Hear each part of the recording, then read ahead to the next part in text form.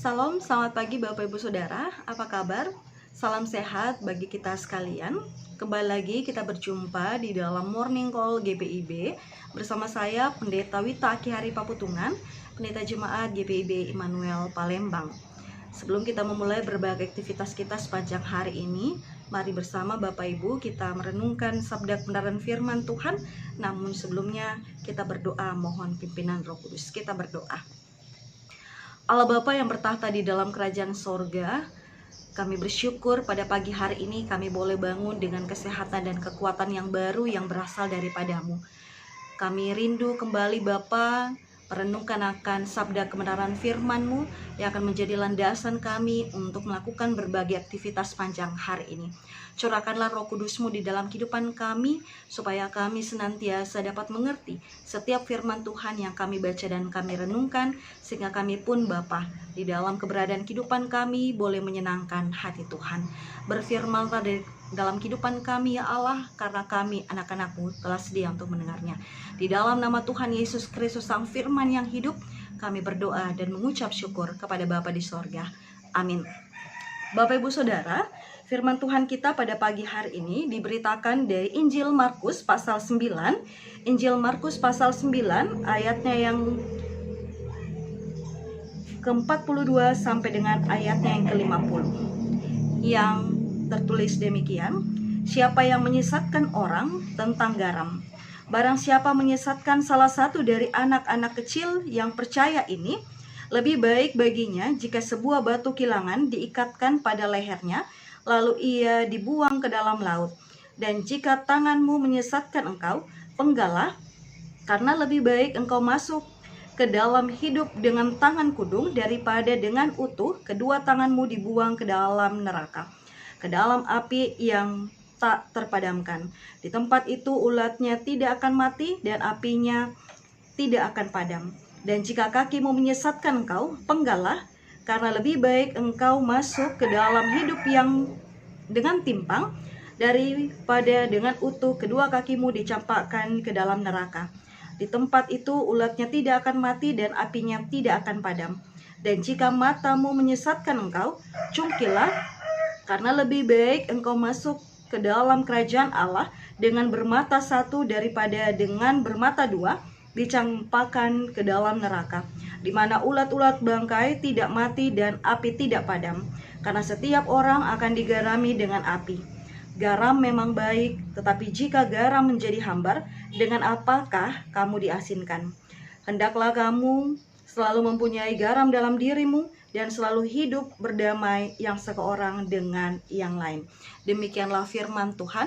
Yang dikatakan berbahagia adalah kita yang mendengarkan firman Tuhan dan melakukannya dalam kehidupan kita sehari-hari. Hosiana. Bapak Ibu Saudara yang diberkati Tuhan, di salah satu Pospelkes yang saya layani di Kabupaten Pali ini, tepatnya Pospelkes Pendopo, kami belum mempunyai gereja sendiri. Jadi selama ini Jemaat GPIB beribadah bersama dan bergabung di Gereja Okumene Pertamina atau GOP. Di GOP ini sendiri terdapat 3 denominasi gereja lainnya. Jadi totalnya ada 4 denominasi gereja dengan penggunaan tata ibadah secara bergilir untuk setiap minggunya. Dalam suatu kesempatan ketika saya melayani ibadah hari Minggu, seperti biasa setelah selesai saya dan pelayan satu akan berdiri di depan pintu untuk salam persekutuan. Jadi cerita ini terjadi sebelum pandemi COVID-19 tahun 2020 yang lalu. Ketika salam persekutuan, ada sebuah keluarga yang ketika bersalaman dengan saya, anaknya terlihat merajuk. Lalu kemudian ketika orang tuanya sedikit memaksa supaya anaknya bersalaman dengan saya, anak itu justru berbalik marah. Lalu kemudian dia menggunakan kata-kata yang kasar dan juga sempat meludahi orang tuanya. Reaksi orang tuanya diperlakukan seperti itu, cuma tertawa. Itu karena anak ini adalah merupakan anak mereka satu-satunya, dan memang dia sering melakukan hal ini jika suasana hatinya sedang tidak baik. Nah, ketika peristiwa seperti itu kita hadapi, kadangkala Bapak Ibu, orang mulai mencari siapa yang harus disalahkan, apakah anak atau orang tua. Menurut saya, kita tidak perlu mencari siapa yang harus disalahkan atau saling menyalahkan. Namun lebih tepatnya, orang tua dan gereja sedari dini memikirkan apa yang bisa kita lakukan untuk mendidik anak ini supaya ketika dia tumbuh semakin besar, dia tidak tumbuh dengan sikap seperti ini. Karenanya walaupun orang tuanya bukan jemaat dari GPIB, namun di dalam semangat persekutuan yang sama, semangat iman yang sama di dalam Tuhan, GPIB mengambil bagian di dalam mendidik anak tersebut. Ketika kami menyarankan untuk anak ini ikut ibadah Pelkat PA, karena rupanya pada saat itu dia meraju karena bosan di dalam ibadah hari Minggu. Dia meraju untuk pulang, tetapi karena ibadah belum selesai, orang tuanya masih menahan dia, dan itulah penyebab dia sampai berbuat seperti itu. Nah, Bapak Ibu Saudara yang diberkati Tuhan, GPIB sebenarnya sangat memahami pentingnya pertumbuhan iman dalam kehidupan jemaat, tidak terkecuali juga di dalam kehidupan anak-anak. Anak-anak pun membutuhkan pelayanan supaya iman mereka dapat bertumbuh di dalam ajaran firman Tuhan yang diberitakan dan dikerjakan di dalam kehidupan, panggilan, pengutusan, dan kesaksian. Seperti firman Tuhan kita saat ini, kembali Tuhan Yesus juga memakai contoh anak-anak kecil. Tuhan Yesus mengajarkan dan mengingatkan para murid-muridnya jangan menyesatkan salah satu dari anak-anak kecil ini. Anak-anak kecil ini bisa dalam dua arti atau dua pengertian, Bapak Ibu. Bisa anak kecil secara sesungguhnya, ataupun metafor yang dipakai Tuhan untuk iman yang masih kecil atau iman yang masih baru, para pengikut-pengikutnya yang masih mau mengenal atau rindu mendengarkan firman Tuhan. Kata menyesatkan dari kata Yunani skandalis itu mempunyai arti menyebabkan orang lain jatuh di dalam dosa. Kata aktifnya mengajarkan hal yang tidak benar atau juga memberikan contoh yang tidak benar. Sedangkan kata pasifnya adalah membiarkan dosa, membiarkan kesalahan itu terus ada di dalam kehidupan orang lain tanpa memberitahu bahwa apa yang dia lakukan itu tidak sesuai dengan apa yang Tuhan inginkan. Nah, karena itulah Tuhan Yesus katakan bahwa ketika kita menyesatkan entah secara pasif maupun aktif tadi, orang yang menyesatkan orang lain, orang yang tidak memberitahukan kebenaran, orang yang membiarkan kebenaran, maka lebih baik baginya lehernya diikat dengan batu kilangan lalu dibuang ke laut. Ini sebenarnya gambaran Tuhan akan penghukumannya yang sangat berat dalam kehidupan orang-orang yang menyesatkan. Dan hukuman Tuhan yang paling berat adalah ketika kita dimasukkan ke dalam neraka, seperti firman Tuhan ini. Karenanya Tuhan Yesus katakan, segala sesuatu yang menyebabkan kita menyesatkan diri kita sendiri, menyesatkan orang lain, membuat kita dan orang lain berbuat dosa, itu harus ditinggalkan. Itu yang Tuhan Yesus contohkan melalui anggota tubuh. Harus disingkirkan supaya kehidupan kita kudus dan murni di hadapan Tuhan.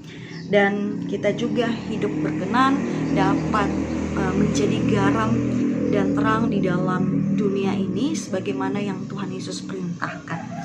Jadi bukan kita yang digarami oleh dunia oleh karena keinginan-keinginan daging, tetapi kita yang menggarami dunia dengan ajaran firman Tuhan melalui perkataan dan perbuatan. Terlebih ketika saat ini Bapak Ibu di zaman serba muda, serba canggih saat ini, di mana gereja dan orang tua mempunyai tantangan yang besar untuk mendidik kehidupan jemaat dan juga untuk mendidik kehidupan anak-anak. Gereja harus memelihara kehidupan umat dengan firman Tuhan, dengan segala contoh-contoh teladan yang baik sesuai dengan teladan Yesus Kristus. Orang tua pun harus dengan setia dan ekstra mengajarkan, mendidik, memberikan kasih sayang dalam kehidupan anak-anak, supaya kehidupan mereka tidak tersesat oleh berbagai hal di tengah-tengah dunia ini. Karena pendidikan ini, firman Tuhan ini, ajaran Tuhan ini sungguh sangat penting terus diberitakan di dalam kehidupan jemaat, khususnya dalam kehidupan anak-anak kita. Karena bagaimanapun Bapak Ibu, pertumbuhan iman jemaat juga anak, terlebih ketika kita berbicara tentang generasi masa depan, kita sungguh-sungguh harus memperhatikan kehidupan anak-anak kita, supaya mereka tumbuh menjadi anak yang hidup takut akan Tuhan dan menjadi anak-anak yang setia kepada Tuhan dan hormat kepada orang tua. Tugas mendidik anak bukan saja menjadi tugas presbiter, bukan juga menjadi tugas dari pelayan PA, tetapi terlebih khusus itu adalah merupakan tugas utama dari kehidupan orang tua. Ketika orang tua tidak memberikan pendidikan firman Tuhan, pendidikan Kristen yang baik dalam kehidupan anak-anak, maka jangan heran anak-anak akan tumbuh menjadi anak-anak yang suka membantah, bahkan juga sering memberontak, mengeluarkan kata-kata kasar, ataupun Bapak Ibu, jangan sampai anak-anak kita tumbuh hidup tidak takut akan Tuhan.